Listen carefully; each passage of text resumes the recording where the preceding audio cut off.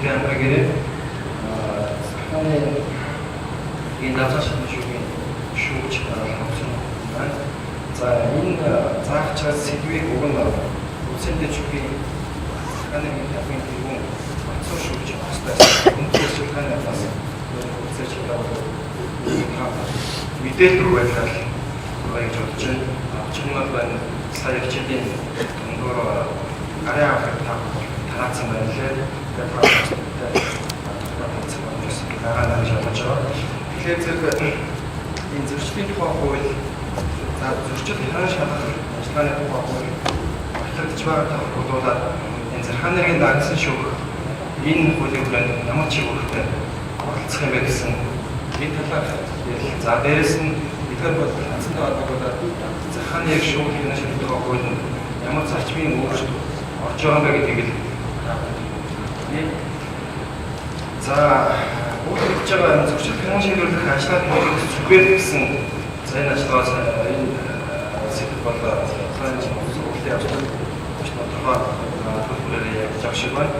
Ер нь бол чиглэлд таваа зөрчил хаан шийдвэрлэх шүүх юугийн болоод захааны шүүхүүд за мөн болохоор за мөн бүхий арган тушаалтан зөрчлийн хэрэг үүрэгтэй үлдэх арган шатан гэсэн ийм дөрвөн сэдвээр зөрчил хаан шийдвэрлэх ажигчдын шалган тогтоох, ажигчдад үүссэн органик шүүмж машин гэсэн ийм чиглэл багцж байгаа юм байна. За энэ хүрээнд эхний буюу зөрчил хаан шийдвэрлэх шүүх гэдэг захааны дагсан шүүх маань ямар ч үүрэгтэй багцгол ийм асуудал гарч иж байна. За захааны зөрчил хаан шийдвэрлэх ажиллагаанд захааны шүүхийн чиг үүрийг үндсэндээ дөрвөн хүрээнд авч болмоор юм. Амиасан. За энэ бол тодорхой жагаа харьяа авах гэсэн байгаа. За нэгдүгээр хууль заасан зөрчлийг харьяатын дагуу хянан шийдвэрлэх юм байна. За энэ бол зөвхөн захааны дагсан шүүх биш. Бас иргэн шүүх гэсэн хамаарах юм байна. Зөрчлийн гэж дараа нь төсвөрт нь хуулийн зөвлөд хоёрдугаар хууль заасны дагуу эрхгүй арган тушаалтны шийдвэр ногдуулсан шийдвэрийг зөвшөөрч тухайн оролцогчийн гаргасан онол за мөн прокурорын дүгнэлтээр зөрчил хаан шийдвэрлэх ажиллагаа хийх гэсэн байна. За гуравт нь болохоор хууль заасан харьяалын дагуу эрхгүй арган тушаалтны хүсэлтээр шийдвэр ногдуулсан шийдвэрийг биелүүлэхгүй байх тохиолдолд түүнд гүйцэтгэх хуудас бичих гэсэн тухай асуудлыг бас захааны дагсан шүүх зөвчмөр шийдвэрлэх ийм харилцаа үүсгэж байгаа байна. За эцэст нь болохоор зөрчлийн хууль заасан зарим албатай арга хэмжээг захааны шүүх төсөлд орох байдлаар авч болох гэсэн асуудал шүүх бас хэмжээний шийдвэрлэнэ гэсэн.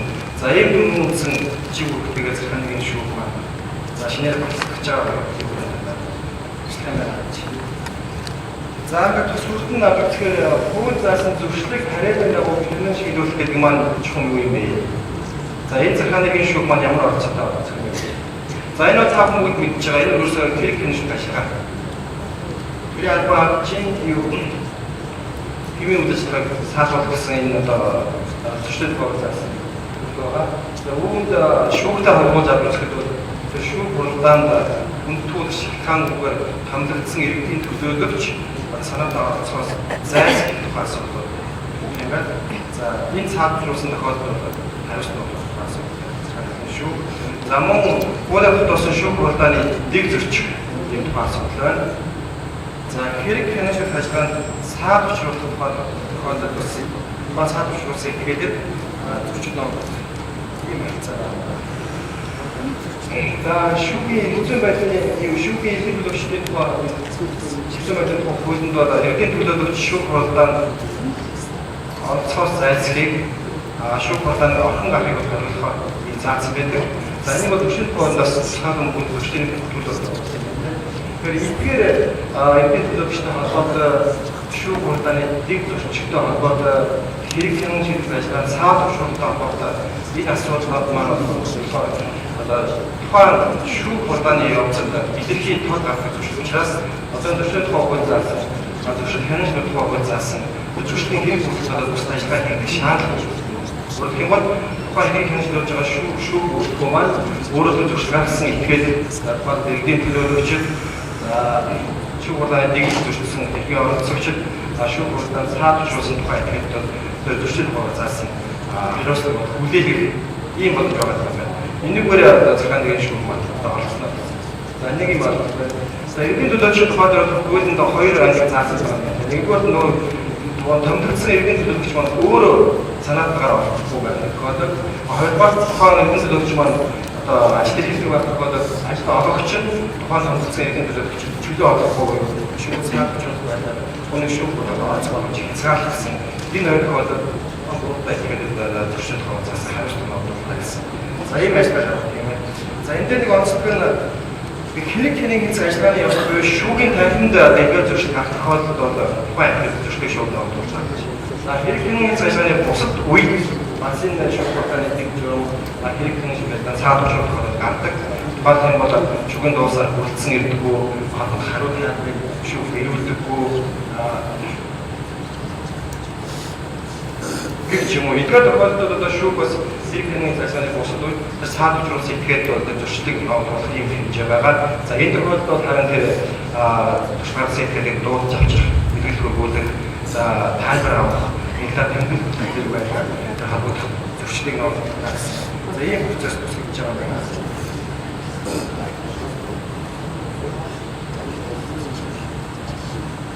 За хоёр энэ хамгийн чухал асуудал юм уу гэж хараад байна. За хоёр дахь нь бас багтаажсэн эрүүгийн төвийн шүүхийн одоо зөрчил хэлбэрэнд оролцох асуудал. Хааны шүүхийн зөрчил хэлбэрэнд оролцох. Энэ нэр бүхий 17 итгэл улсын байцаагч, энэтэй улсын байцаагчдын гаргасан шийдэл ногоосон шийдвэр. Шийдвэрийг үйл субъектээр одоо харьяалуулаад хааны шүүх шийдэл ногоосон шийдвэрийг оролцогчдын гомдоод прокурорын дүгнэлтээр хэний хэлцгээд үзүүлсэн юм байна. За юу нэг одоогийн байдлаар бол за өнгөлөгч их байна бас прокурорын байцаагч нар маань ч гэсэн харагдаж байна. Мэдж байгаа. Эдгээрийн дийлийнх нь бол одоо захааны дагдан шүүхээр бол хянагддаг л да. Эдгээрээс гаргасан тэр шийдэл ногоосон шийдвэрүүд бас санагдсан. За үүнд нэмээд бас хамшигнаас хамгаалах батхан бол тэр архив албан эрх хөтөлбөрийн эхлэн баг хөтөлбөрийн статистикийн тэр төмөр замын тээврийн эсхийн аюулгүй байдлын ажиллагааны улсын хэмжээ байцааг юм уу. Энэ бол хараахан шүүгээр төдийлөн шийдвэрлэх гүйцэтгэсэн шийдвэрлэгдэх энэ хэвцэн орчин бол одоогийн хууль байгаа. Үүнийг хэсэг нь зөвшөөрөх энэ шаардлага хуулиар байгаа шүүхийн хариалт нь үлдээсэн юм байна гэж байна.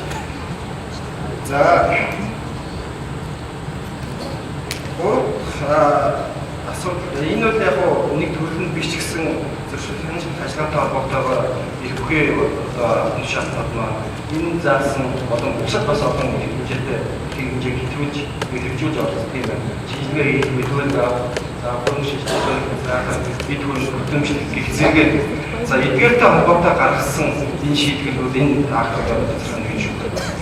Зөвхөн шийдвэр ногоолсон шийдвэр захаан гэсэн харилцаа гэсэн ийм ялгаа байна. За гурав дахь асуудал бол түрүүн хэлсэн тэр 44 өдөр болсон маргаад эсвэл маргаагүй байх тохиолдол заасан хугацаанд онгор хугацаанд дууснаас болоод тэр шийдвэр ногоолсон шийдвэрийг сайн дураар биелүүлэх болдог гэж бүгд 15 оны биелүүлнэ гэсэн хуулийн нэг тусгал хэлжээ. За тэр хугацаа дуусны дараа тухайн шийдвэр ногоолсон шийдвэрийг шүүхийн шийдвэр албан биелүүлэх зорилгоор үүсэх боц бичүүлэхийн төслийг захааны дараалал шүү. Ийм зохицуул. За энэ үүсэх боц бичих асуудлыг бас захааны шүүхс шийдвэрлэх юм зохицуулт орж байгаа юм байна. За энд бол түрүүн тэр улсын байцаагч үед нийтдээ 17 улсын байцаагчдынхаа шийдвэр ногоолсон шийдвэрийн хүрээндэл үүсэх боц бичих тухай асуудал яригдах байна. Түүнээс тэр эрүүгийн шүүхт хариалуулсан байцаагчдын гаргасан шийдвэр ногоолсон асуудал бол захааны шүүхэд үүсэх боц бичих тухай асуудал яригдах байна. Тэр нь бол субъектийнхаа агаар зөвхөн хариалсан тэр эрүүгийн шийдвэр гаргасан шийдвэрийг биелүүлэх тохиолдолд түүнд үүсэх боц бичих асуудлыг бас захааны дамжсан шүүх манаас шийдвэрлэх ийм асуудал байна. За дөрөвт нь Зөрчил хөвөд заасан амралтын арга хэмжээ гэсэн юм. За тэр зарим төрлийн амралтын арга хэмжээг оногдуулах тухай асуудал дээр бацаахны шүүхэд үсэл гаргах үгүй авчаасан. Тэр үсэлтийг шийдвэрлэх тухай энэ зөвлөлтөөс өөрөнд тусгаж байгаа юм. Зөвхөн хараад байгаа түрүүнд дурдсан 17 улсын байцаагчдаас зөрчил хөвөд заасан арга хэмжээг аваад үзэхээр хөрөнгө хураах за онцгойчтой тэр интернет юм.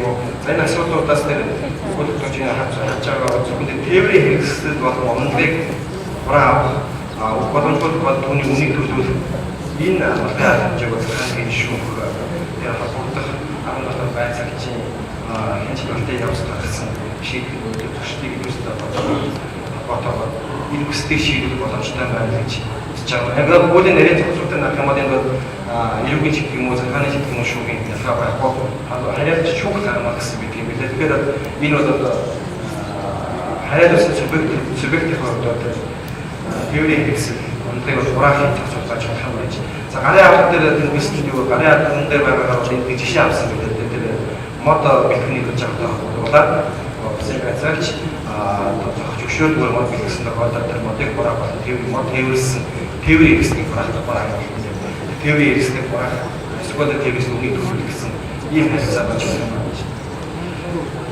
За үндсэндээ ийм түрүүн байдлаар захааны шүүх маань зөвчлөлт уншилтчлаад орцноо гэж. За үүнтэй холбоотойгоор захааны шүүхийн тоо хуулинд зарчмын нэлээд өөрчлөлт болсон байна. За энэ бол энэ асуудал гэж байгаа. За та бүхэн мэдж байгаа захааны иргэний дагсан шүүх маань эрүүг бодоод иргэний иргэний шүүхийг бодоход тухайн хэрэг хамаарлаа тохиолдлыг өөрөө цуглуулах буюу мөнгөний шал зарчмыг хэрэгжүүлж ажилладаг. За өнөөдөр үгж ажиллаж байгаа.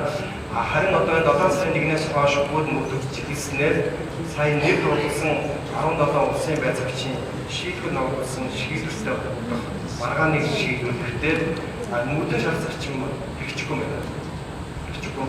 Тухайн юм бол тухайн улсын байцаагч нар салбар удаан утсан хэмжээний хүрээд тухайн хуулийн тэгээд хүнд гарсан зөвшөлтөнд холбогдуулж шийдвэр ногдуулснаа ямар бичиг баримтад үндэслэж шийдвэр ногдуулсан тэр хүрээзэл тухайн зөвшөлтөд одоо маргааны хянаж байна. Түүнээс одоогийн шиг шүүхэд хэргийн оролцогчдод тухайн цуглуулалтад үсэл гаргах энэ их шүүх тухайн хамаалтаа тухайн ашиглалтаа баримтыг цуглуулах энэ үүрэг адил хэрэгжихгүй юм. Тэгэхээр энэ маань өөрөө гомдлоор ажиллаж байгаа хэрэгүүд буюу одоо бол бодолцоос юу одоогийн хурдтамжаар зөвхөн захааны шүүхэд альва маргаанд хэмжлэр ажиллаж байгаа шүү дээ хэмжлэр. Энэ хууль хэрэгжснээр саяны нэр дурласан 17 улсын байцаагчийн гаргасан шийдвэр ногдуулсан энэ асуудал асуудлыг орцогчдын гомдлоор мөн прокурорын дүгнэлтээр хянана гэсэн ийм зүйл болж байгаа. Тэгэхээр гомдлоор хийх хэрэг гэж яг тусгаад гомдол гэж юу вэ гэсэн хуулийн зөвлөлт байна. Болж байгаа юм байна. За энэ бол тусгаад зааснаар эсвэл хэдийн шийдвэрийг хянах харгасан өргөдлийг олгоно гэж за мөн прокурорын дүгнэлтийг олгоно гэж зөвлөж байгаа. За гомдлоор хянагдаж байгаа зүйлээ сайн хэлснээр шүүхийн мөрдөн шалт зарчим хэрэгжихгүй тухайн зөвшлийг илрүүлсэн зөвшлийг тогтоосон шийтгэл ногдуулсан улсын байцаагч маань өөрөө тэр шүүхтэр зөвшлийг илрүүлсэн шийдвэрийг хүлээх болсон үндэслэлийг бат хоригдыг өөрөө гаргаж өгч төлөв нь олох үүргийг хүлээх. Тэнд шүүхийн авцаа байхгүй шүүх олохгүй. За хэрэг хэмээн ажиллагааны хугацаа бас богинож байгаа маань саяны 17 улсын байцаагч гаргасан гомдоор хэрэгцээний тухайд одоо юуны хугацаагаар буюу 60 хоног за нэг платформ шаардлагатай 30 хоног дахиад платформ шаардлагыг удаа 15 хоног гэдэг үндсэндээ 105 хоног тэргийг шийдвэрлэх процесс явуулж хэрэгжиж байгаа. 7 сарын 1-ээс хойш энэ 17 улсын байцаагчийн шийдвэр ногдуулсан хэвээр байгуулагдаад тусгаалсан журам буюу 30 хоногийн дотор тэргийг шийдвэрлэх юм байна. 30 хоногийн дотор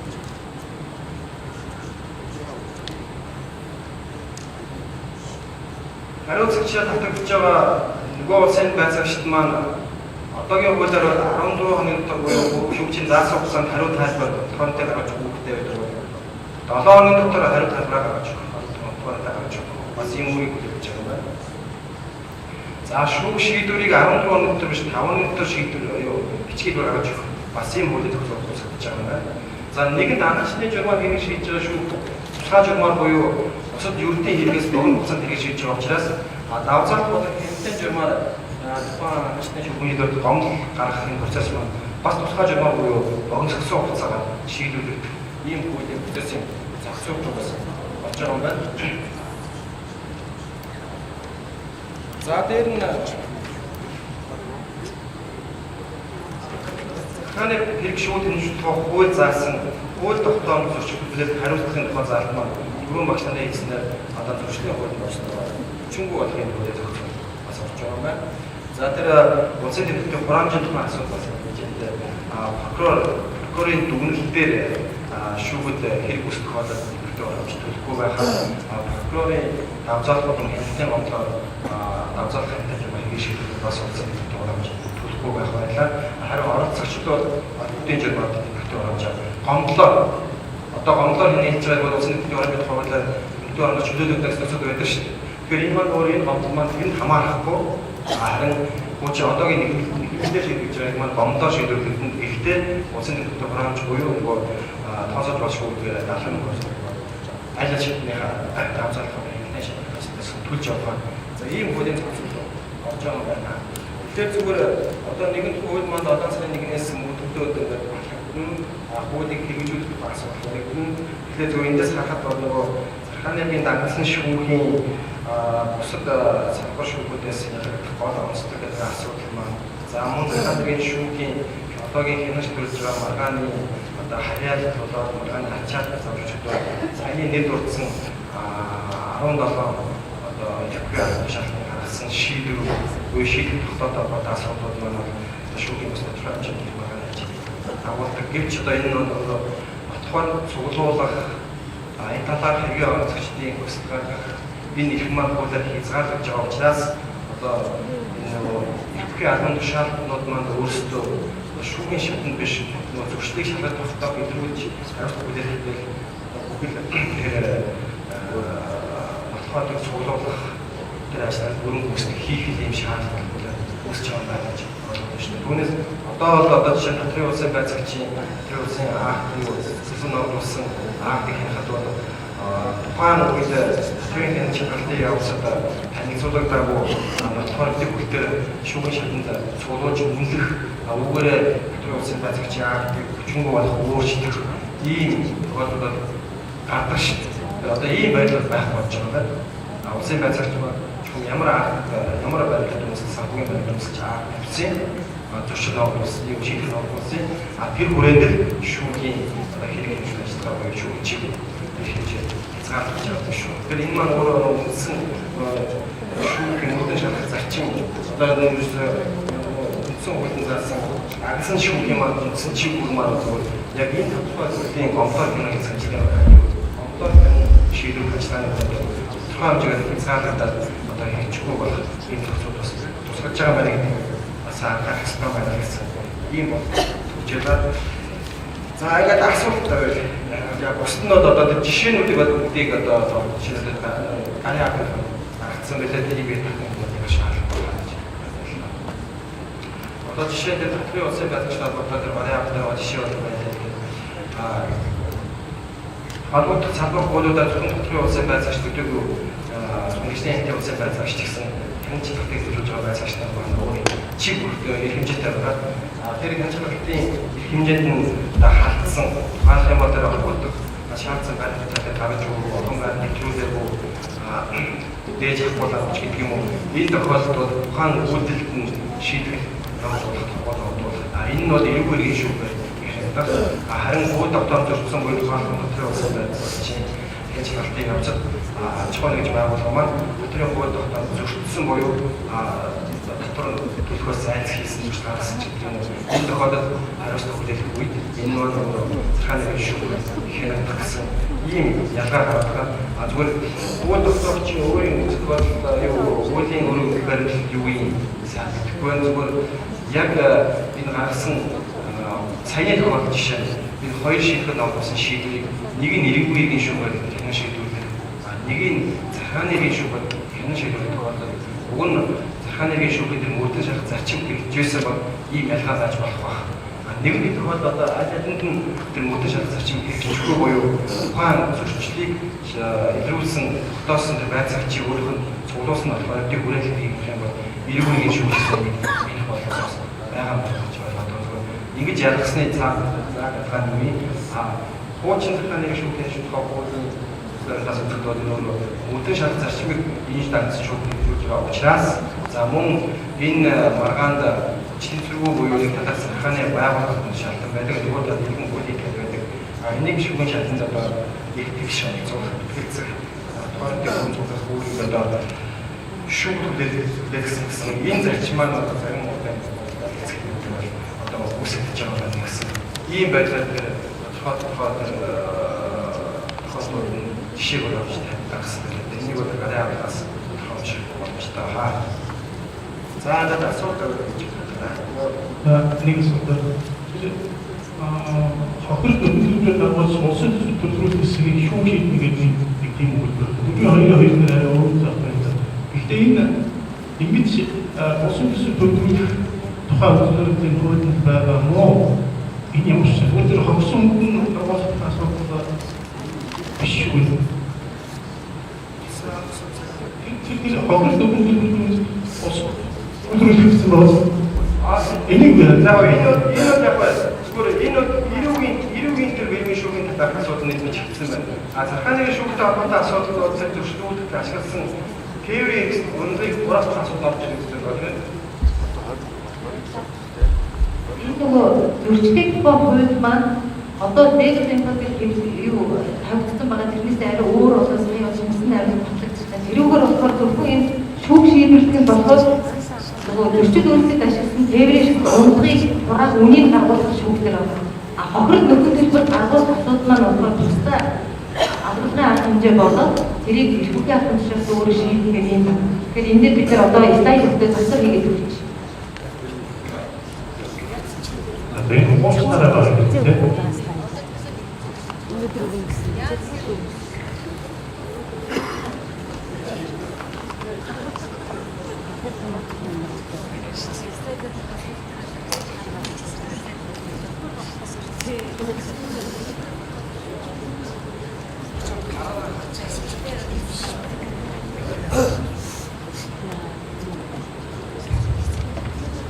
Тэгээс бол яг ингэж хүмүүс отхойрын дөрөв бүгд үлдэх хэрэгтэй. Тэгээд улсын байцаагч шүүхийн хамгаалсан шийдвэртэй холбоотой зүйлсийг шалгах явцад дайшгүй болох баримтыг цуглуулаагүй ийм тохиолдолд одоо ийм хуулийн онцлог хадгалах хэрэгс болмаар ийм одоо болцоо байдаг бол мэдээлэл улсын байцаагч өөрөө шийдвэр авах шийдвэр хязгаах тохиолдол энэ талаас ийм хуулийн боломж байдаг. Та хамтдаа шүүхийн шатнаар тухайсаад байдаг юм. Шүүхийн шатнаар одоо сая миний ойлгосноор зөвхөн тайлбарласанчлан үүсэн хэрэгтэй холбоотуулаад тухайн хөдөлгч буюу хариуцагч маань 7 хоног дотор төлөвлөлт гаргаж өгч унтаатаа тэр зөвшөлт ногоолсон шийдвэрийн зөвлөсөн нотхоны авах гэсэн. Тэр нотхоны хүрээнд шүүх шийдвэрээс бас өөрөө මොකද таны сайн хэлсэнчлэн тухайн улсын байцаагч дүү одоо тэр улсын байцаагч маань нийслэл хийхдээ батны ажлын байдлыг бүрэн шалгах гэх юм уу. Ийм байдлаар байсч энийг бас одоо шүүх фото гаргаж өгч маргаан шийдвэрлэхэд дөрөвдүгээр хэлцүүл байх энэ их маань одоо шүүхийн нотлох гэсэн захааны шүүх дөрөвдүгээр байдаг баха. Шүүх дэр хамгаалалтаар батхан ажлыг арай цуглуулах энэ үрийг өөртөө гэж. За энэ үр шүүх хүлээснээр эргээ оруулагчдын батханыг гаргахын шаардлага эрхийг бас хязгаарлах гэсэн. Энэ үр шүүхийн одоо бүтэн шалтгаан одоо энэ зохицуулт маань ондоо одоо үйл чинээ хэсгийн үйл зохицуулт орж байгаа. Тэгэхээр энэ асуудал айгүй агуу тийм тохиолдол гарсан тохиолдолд шүүх авчихсан тэр байдлыг авч үзсэн. Энд Одоо улсын байцаагчид нь бол агуулгын даргын шууд хямдтанд шийдвэр гаргадаг байсан. Одоо бол хоёр дахь хямдтанд хэрэг бүтээх нэгжийн дарга болон прокурорын хямдтанд үйлчлэж байгаа. Хэрэг бүтээлтэй ажиллагаа явуулдаг. Хэрэг бүтээлтэй ажиллагаа явуулаад дуусны дараа одоо юу гэдэг хар өгөрөөр хэрэгээ боогоод орцогчдод танилцуул таныг ийм хийх учраас энэ шийдэгдвэл өөрөө чи шийдэх батхойрууд энэ байна гэдэг танилцуулаад тэгээд тэрнийхээ үндсээр шийдэгдээ оноож байгаа. Өөрөөр материал бүрдүүлээд үзсэн. За хууль зааснараа бол шүүх энгийн материалаар танилцуулж үзээд шууд онцлог шийдэх юм байна уу? Эсвэл дахиж энэ доктор байгаа баримтын хүрээ гэрчээс тодруулах бусад нотгойлолтуудаа хэцүүхэн шинжилгээ суулгах гэх нь бол байна.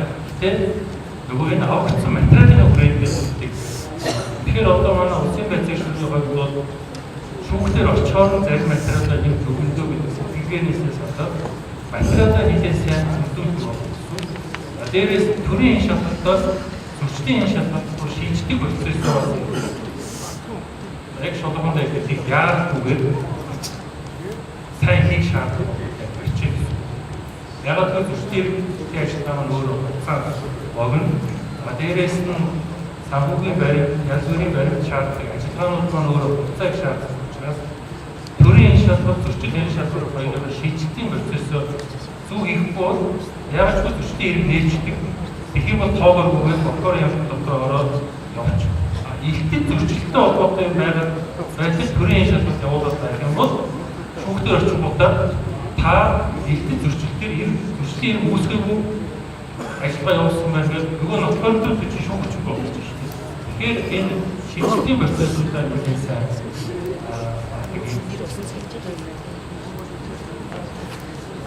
нэг асуудал төрийн шалгалт маань урагшаа нөгөө төрийн шалгалт зөрчил шалгалт шийдвэрлэх ажиллагаагаа ялбаагаар хийсэн зүг байна. Одоо зөрчил шалгалт шийдвэрлэх ажиллагаа төрийн шалгалт маань нэг юмд явуулдаг, хэмжээг оруулдаг, дараа нь халуун монголын үзэж байгаа шүүхийн шаардлага баримтуудыг гадаж өгөөд энэ дээрээ нөгөө эцэг харагдсан боловсруулдаг байсан арга барилууд үндэ өөр болж байна.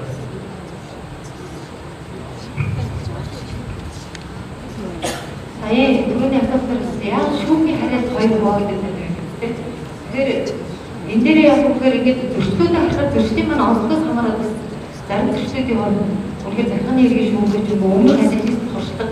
Тэгээд одоо юу гэдэг нь ачаадыг тэмцэрдүүлэх тэр шаардлага нэгдүгээр тавигдсан. За татврын ашиглалт зөрчлүүдээр гэхэд тэрнээр олдуулж байгаа нөгөө шийтгэлийн хэмжээ маань нөгөө төлөгдөөгүй гэж үзэж байгаа татврын хувь хэмжээс хамаархаар ч юм уу юм байна. Эхлээд бид нар яг үгээр төлөөгүй татврын тогтоох асуудал ч юм уу тийм хувь хэмжээг тогтоох асуудал ярьж байгаа. Тэгээ энэ маргаануудын хордоод шууд шүүх рүү очихоос өмнө урьдчилан шийдвэрлэх ажиллагаа буюу маргаан комисс зөвлөлт юм ордог ийм процесс хийгддэг юм учраас энэ нөгөө субъектээр нь хаваагаад зарим нь болохоор захиргааны иргэн шүүх рүү зарим нь болохоор эрүүгийн фонд төр урьдчилан шийдвэрлэх ажиллагаа гэдэг юм хийгдэхгүйгээр шууд шүүх рүү очихоор харин хуулинд тусгай заасан тохиолдолд захиргааны иргэн шүүхийн хувьд одоо урьдчилан шийдвэрлэх ажиллагаа хийгдсэний дараа шүүх рүү очих боломжтой засах өгсдөр юм хоёр хүмүүс. Тэгээд татврын зөрчил дутагч хоёр өөр байна. Тэгээд бидэн дээр бол зөрчил хийх ялгаатай. Татврын зөрчил гаргасан бол энэ зөрчил юу вэ? Харин татврын хувь тогтоосон татврын байцаагч татвар төлөгч хоёрын хооронд татврыг зөв тогтоосон буруу тогтоосон гэдэг энэ ямар ч зөрчил биш. Энэ бол маргаан. Энэ бол ялчгүй захиргааны шүүхийн харьяал асуудал. Ялчгүй энд бол дэвтэр захиргааны иргэн шүүхийн явуулах ойрмоор явна. Тэгэхээр энэ юмнуудаа сайн ялангуяа манай татвар дээр зөвшөөрчгөр зөрчил биш зөвшөөрөхгүй болохоор зөрчил болгодог нэг юм байгаа. Тэгэхээр зөрчлийн хууль мөн татврын хууль тогтоолоос тэр зүйлүүдтэй нэлээсээ ялгахгүй шүүхтэр очиод бас та нар зөрчил юмн дээр татврын маргаа үүсгэсэн байна. Татврын маргаа болох юм дээр зөрчлийн хэрэг үүсгэсэн байна гэдэг ийм асуудал энэ дээр бас нэлээд ялангуяа прокуроруудтайгаа нэлээсээ ярилцаад зөв асуудлыг нэлээд прокурорын зүгээс өгөх шаардлагатай. Энэ ойлгосноор зөрчлийн тухай хуулиар 27 албан тушаалтны тийм ээ шийдвэр үнээс хамттай нэрч эндээс 17 механикийн шүүхийн харилцаа өгөх байна. Үсэн 15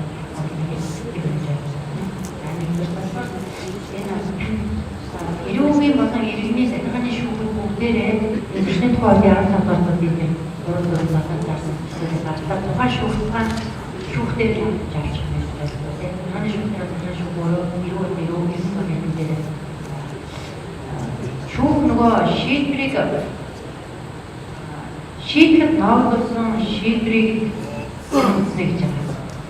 Шийдэхэд ноогдсон нөгөө шийдрийг үндэснэ. Нөгөө ханы хэрэгжүүлж байгаа процесс авчирч үндэслэх хийх тийм ээ. Бусад нөгөө нэг процесс ажиллагаанууд байгаа шүү дээ. Энэ процессын ажиллагаа буруу зөв явагдсан хэсэгтээ бас энэ шууд бас хамт шийдэх болно. Энэ дээр болохоор түрүү ярьсан нөгөө хэрэг маргаан таслах ажиллагааны хэвийн нөхцөлийг хангалттай холбоотой нэг дөрвөн төрлийн зөрчил байгаа тийм. Одоо шүүгчийн хараат байдал нөлөөлөх, хуулиар нөлөөлөх, шүүх тасгал ажиллагааны хэвийн нөхцөлд саад оруулах гэдэг дөрвөн төрлийн зөрчил. Энийг болохоор хэрэг маргаан шийдвэрлэж байгаа захиргааны иргэний шүүх байна уу, эрүүгийн иргэний шүүх байна уу, иргэний иргэний шүүх байна уу, өөрсдийнх нь ажиллагааны явцад тулгамж шууд газар дээр нөөцөө авчих боломжтой энэ дөрвийг. Тэгэхээр ялгаад тэгээ энэ дөрвөөр харин нөгөө онцлуулж байгаа тийм нөгөө шийдлийн хувьд яг адилхан байдлаар адилхан яг тэгэхээр нөгөө ямар яг энэ зөрчил ийм шийдэл онцлуулдаг гэдэг зөрчлийн тухай хууль дээр өөрөө заасан байна шүү дээ. Тэгэхээр энэ дэр зүгээр харин тухайн тэр нөгөө 27 субъектыг аргасан одоо шийдвэр буюу шийдвэр нь ямар гэхээр нөгөө шийдэл онцлуулсан шийдвэр дээр гаргаж байгаа гомдлыг болохоор хянан шийдвэрлэх ажиллагаа нь хоёр шүү. Энэ болохоор эрүүгийн хэргийн захиргааны иргэн суу явуулсан. Харин нөгөө ажиллагаа хийж байгаадаа ажиллагаа одоо миний имийг хууль бусаар үнэлэх хийжтэй, хураагаад авчлаа гэдэг ажиллагааны өөрөөр нотлох баримт цуглуулж байгаа. Энэ ажиллагааны явцын одоо гомдол биш тийм энэ ажиллагаатай холбоотой журам зөрчил үндэслэлсэн энэ гомдол прокурор гэж байна. Прокурор шийдэл өөрөөр прокурор өөрөө хэрэг бүртгэлтэй ажиллагаанд хяналт тавьж байгаа юм байна. Тийм учраас тэгэхээр та бүхэн энэ дээр бас харж байгаа нөгөө прокурорын дүгнэлт гэж орж ирээд байгаа тийм. Яг прокурорын дүгнэлт байгаа дээр нөгөө прокурор маань өөрөө хэргийг зөрчлийг эцэстээ шийдвэрлэх субъект биш, ажиллагааны өөрөөр нотлох ажиллагаанд нь хяналт тавьдаг субъект учраас магадгүй нөгөө шийдэл онцлуулсан шийдвэрийг хүчингүй болох үндэслэлтэй байна гэдгийг үзэх юм бол өөрөө хүчингүй болохгүй. Энэ хүчингүй болох үндэслэлтэй байна гэдгийг шүүхэд өөрийнхөө дүгнэлтээр хариуцж байгаа гэсэн. Өөрөөр оролцогчийн гомдол нөгөө талд нь прокурорын дүгнэлт. Тэгэхээр шүүхийн шийдвэрт эсэргүүцэл гаргадаг учраас бид нар одоо нөгөө эрх бүхий албан тушаалтны шийдвэр дээр нь прокурор дүгнэлт гаргадаг. Хавсрын шүүгчээс асуулт байна уу?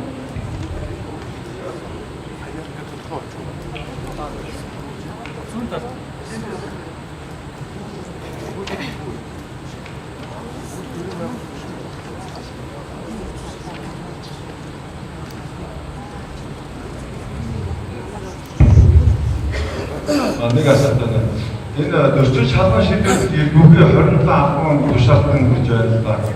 Энэ 27 албан тушаалтан бүгдээрээ зөрчлийн хэрэг үүсгэж шалгах хэрэгтэй юм уу? Жишээ нь одоо ордын цагдаагийн ажилт энэ дээр ямар үр болж байна? За тэгэхээр харилцааны дагуу зөрчлийн хэрэг үүсгэх бол шийдвэр тайлбарласан. Хэдвэр төдий шууд хийгддэг зөрчил байна. Жишээлбэл ордын эдийн байдлаар цог хийсэн бол шууд хорсож байгаа тийм үү? Өөрөөр тэр торгуулийн шийдвэрийн хувьцаа засгийн газар баталгаатай тодорхой стандарт байна.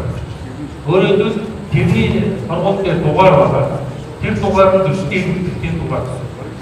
Торгуул оног өөрөөр зөрчлийн илрүүлэлтээр хороглоо араас сурлаад зөрчлийн хэрэгттэй ажиллаж дуусчих байгаа байхгүй юу?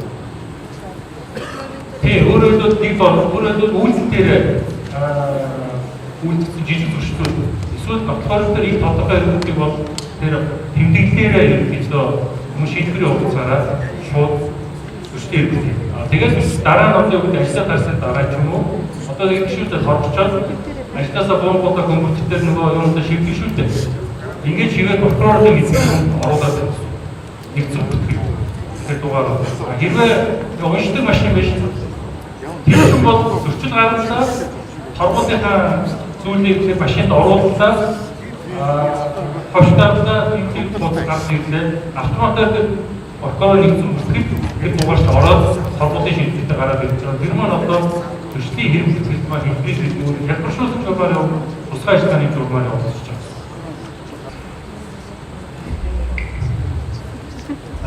Энэ нэг 4.3 байгаа тэмдэглэл журам байдаг. Энэ эргүүлэлгүүдээ 71 зураг рүүжин слайд дээр бас гарчихсан. Энийг ийм нэг эрсдэл юмэр нэг юу байна өөр өнцгөөс гараад ирсэн юм байна. Энэ 40 шалгаачлаас эргэлзээ эсвэл дуу төрсний бичлэгээр бичүүлж болно гэдэг.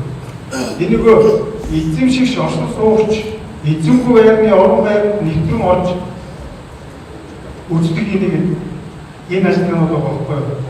Тэгэхэд энд нэг эрсдэл гарах юм шиг байна.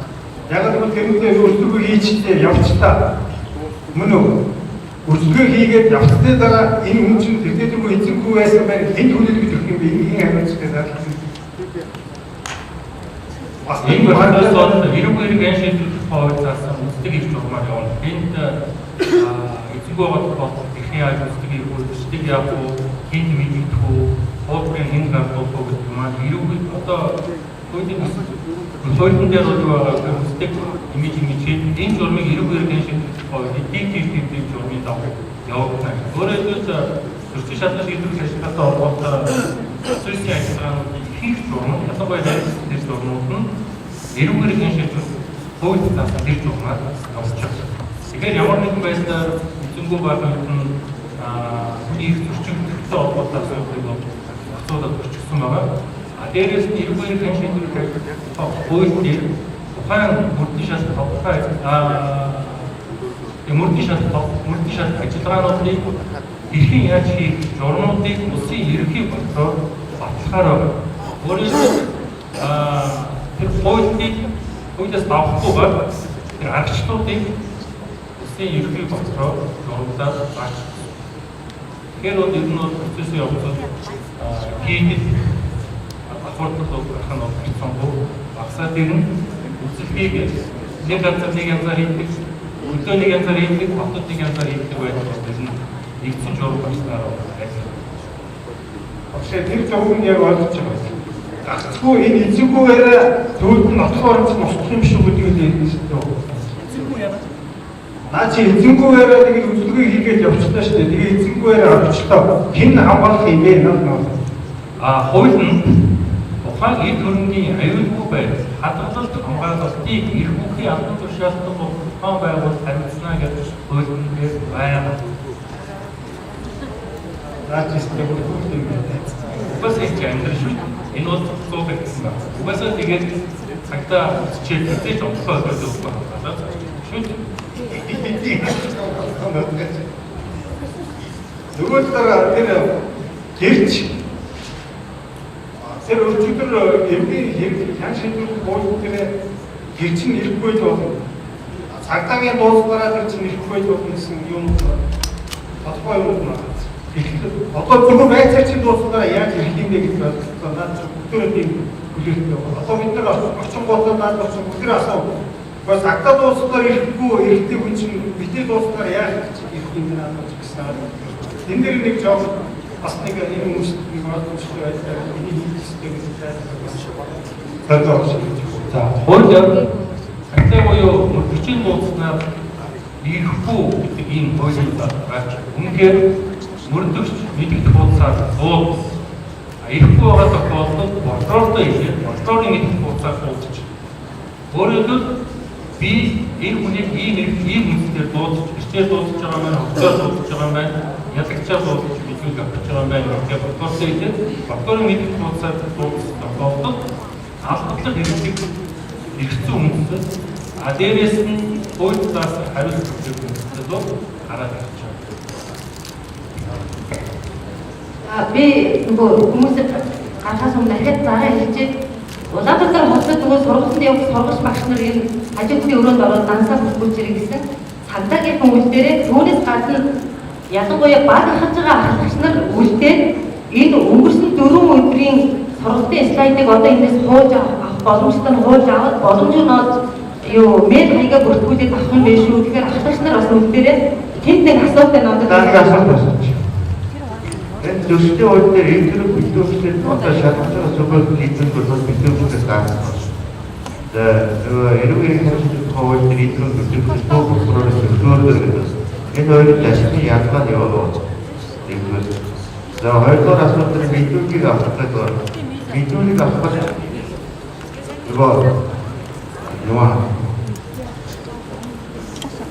хууль санаа гэр тохиолдол хууль санаатаас болоод тэгдүүл байсан. За тэрийг авчигдгийг яагаад мэдүүлжих хөтөлбөрөөр үнээс яагаад татаад юм. Насны үед яагаад байгаа олбогдгоо гэдэг. Гэмтэн зөрчил хоёр гол ялгаа нь юу гэхээр үүс эргэцэн үр дагавраар ялгаа. Үр дагавар. Өөрөөр хэлбэл зөрчлийн хэрэг бүтээлчдийн ажиллагааны явцад хорвол арилж шийдэх болно.